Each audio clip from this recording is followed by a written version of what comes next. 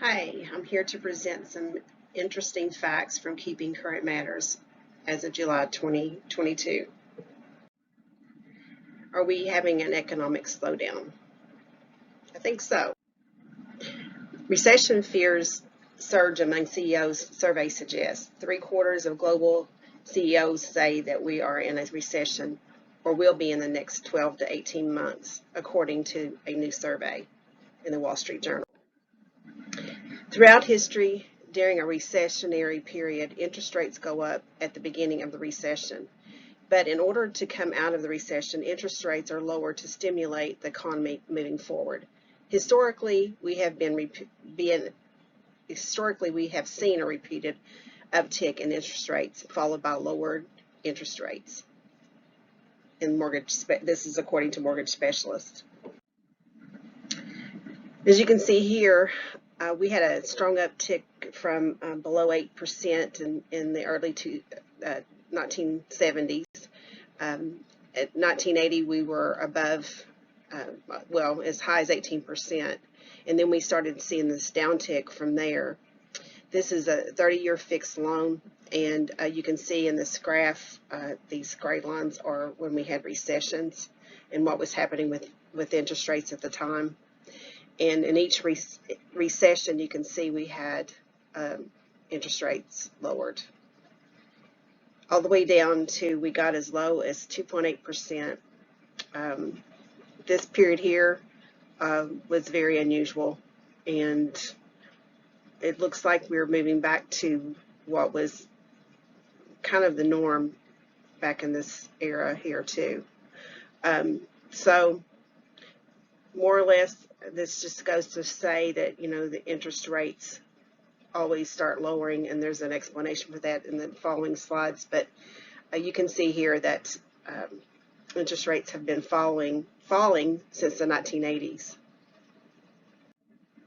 The 1980 recession lasted for 6 months, and the interest rate was 16% to 11.8%. They went down that much. Actually, the mortgage rates were 16 to 18%. In 1981, they climbed to 18%, and then they went down 13%. That lasted for a year and 4 months. That recession did. The next recession was in the early 1990s, and that was an 8-month recession, and it went all the way down to 8.8%. I can remember getting a mortgage in almost all of these recessions, so I can attest to these figures. But the early 2000s, I got my real estate license in 2002, and interest rates had gone down to 6.8%. And then during the Great Recession that lasted a year and a half, we went down to near a 5% interest rates, and that's pretty much where we've stayed, below 5% since then. And then the COVID-19 recession, which lasted 2 months, got us all the way down to less than 3% interest. So you can see that each recession has just brought the interest rate down farther and farther. And here again is just another graph that shows those facts. And over the past 5 recessions, the mortgage rates have fallen an average of 1.8 percentage points from the peak seen during the recession to the trough. And in many cases, they continue to fall after the fact, as it takes some time to turn things around, even when the recession is technically over, according to Fortune magazine.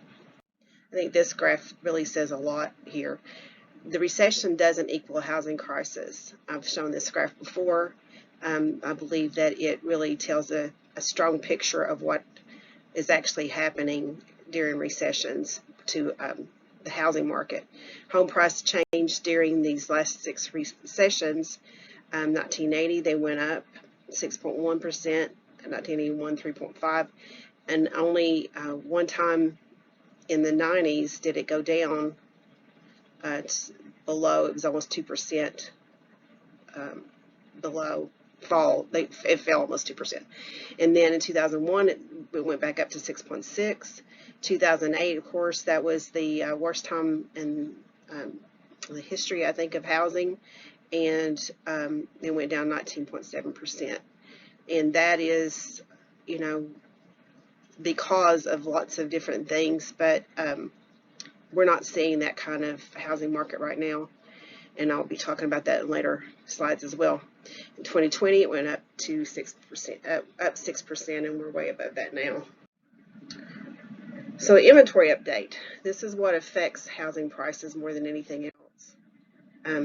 We've seen a reduction in offers received, offers over asking prices going down, sales are down, and inventory's up.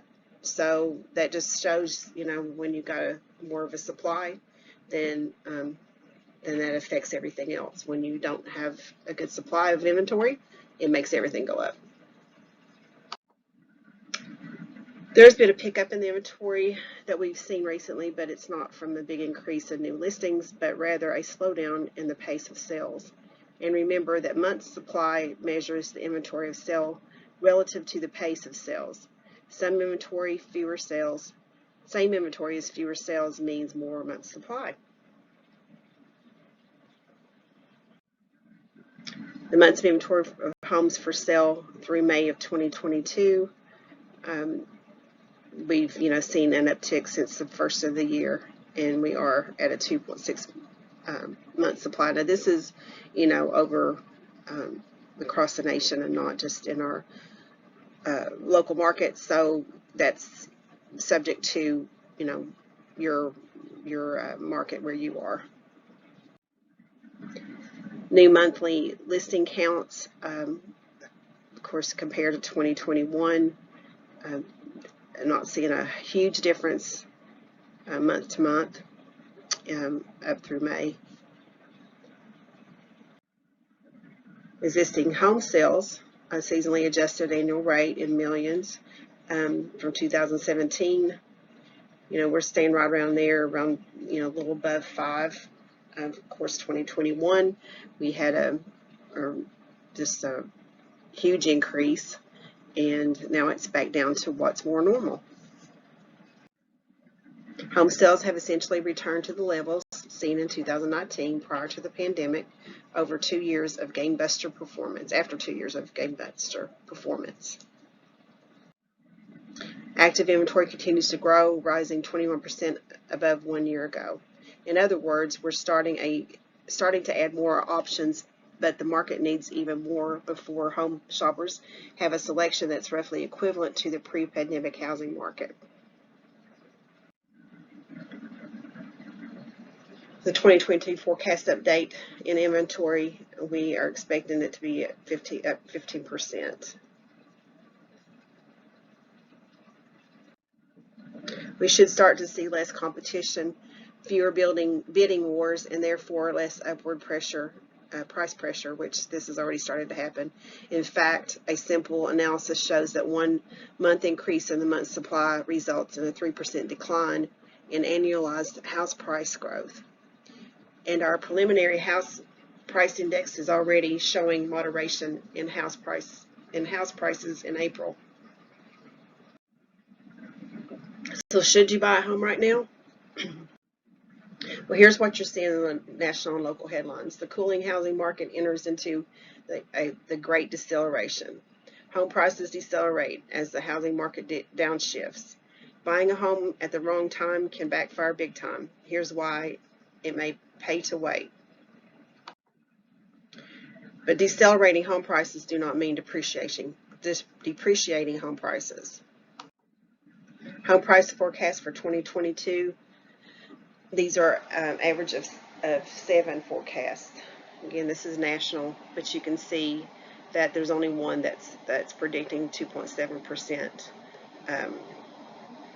and all the others, basically are indicating that the pricing is still going to increase pretty healthily, but the norm is definitely something to be seen again. The estimated home price performance, December to December 2022, is 9.3%, is what's being estimated. But here again, we're going back down to what is more reasonable and what has been, traditional, and that's the 4% price increase on average. The root issue of what drives house prices almost always is supply and demand, like I said before. Now interest rates affect that. When interest rates go up, guess what? Fewer buyers. The demand goes down, thus prices are going to soften and not be as cray-cray as they have been, and that's what we're seeing right now. That's according to Dave Ramsey. Single-family housing units completed. You can see that from 1970, the new builds through 2005, you can just see how it just went up and down and up and down. And then since 2010, for 14 straight years, we've had a below average of the last 50 years. That's causing a very strong, heavy shortage. And on this one, you can see the U.S. population by generation. Of course, millennials are the age group that are buying homes right now.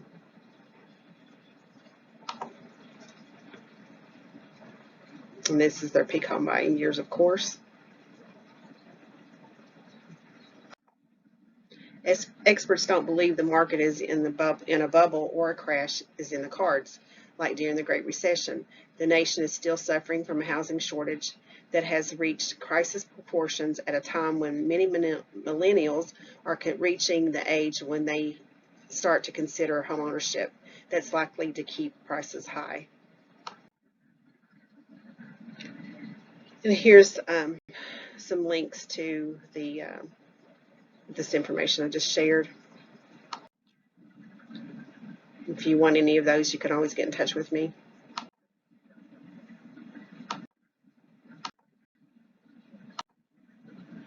And then here's some updates and the resources from there. I'm not going to go into those right now, but if you are interested in any of those, please let me know. So these are average days on the market of homes that have sold, and you can see over the last year that we've had some ups and downs. We've held pretty steady right here, and that was definitely kind of well, from here it's just continued to go down, so we're staying right there in the same number of houses that have, or the number of days that houses are staying on the market. So, typically when you see this, you're still in a seller's market. Existing home sales, and you can see how that's had a big dip here, and then it spiked way up here in 2021, and now we're just kind of softening a little bit and having a little bit of spikes, but we're getting back down to what is more of a normal. And this is across the U.S. It's down 8.6%. Here in Kentucky, where we are now, it's some people say we're Midwest, some people say we're the South, but it's right around 8%. Either way you look at it. And then this is year over year, existing home sales in the thousands, and you can see how we compare over the last 3 years. And of course, 2022 had a big spike here, but we still, have kind of held steady with 2020 and 2021. I'm sorry, to go back because we're only up here to May. But For the most part, you know, we're just leveling off. We're getting back to a more normal market. And these are new home sales. Again, it's just a comparison.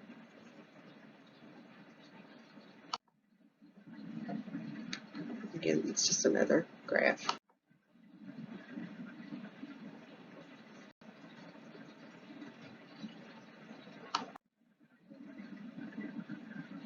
New homes are selling fast.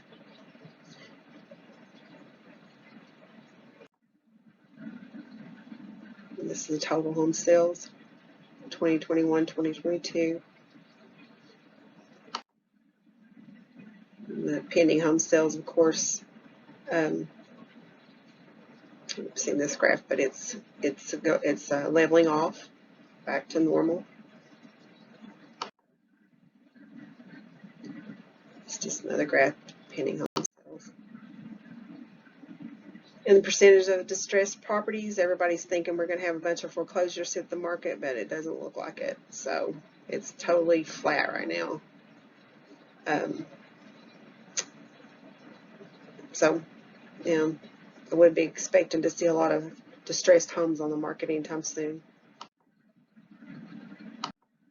As far as prices, again, you know, the South's in a good position. Their home values have really increased. And if we're in the Midwest, as opposed to the South, I think we're probably more closer to the South right now. But overall, we're at almost 15%. And this percentage changes year over year. Not a lot to be said about that.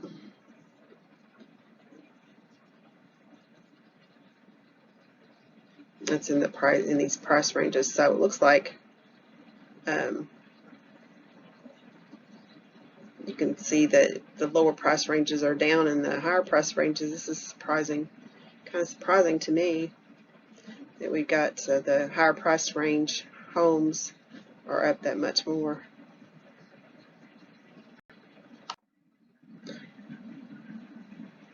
Year over year change in home prices. Again, you can see how it just kind of leveled off, and then we had a big spike again in January.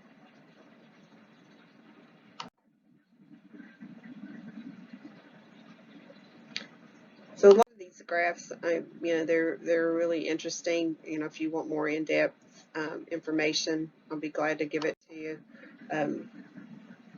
My resources, always looking at the experts and getting the most up-to-date information and sharing it with us. So I'm always glad to talk to you about real estate, but I just wanted to give you more of a realistic picture. I've got tons of slides here.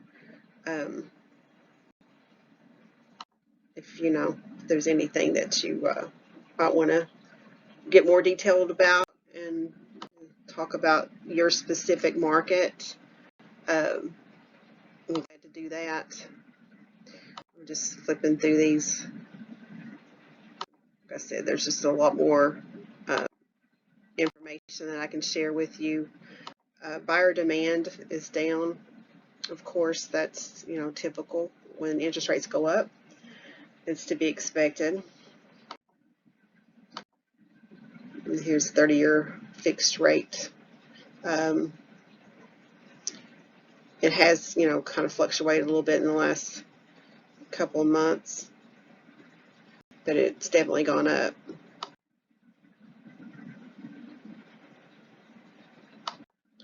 And here's the mortgage rate projections. Again, it's just, you know, 5% has kind of been what's really normal.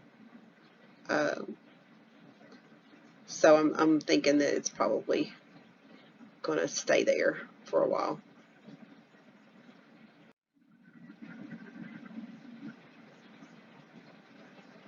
Again, there's just showing that we're expecting it to be 5% for at least another year.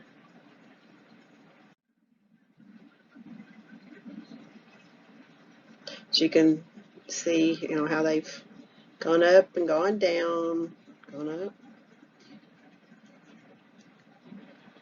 It's not unusual. Of course, the mortgage credit availability is down. That's expected as well. Historic data of mortgage credit availability index lending standards still under control.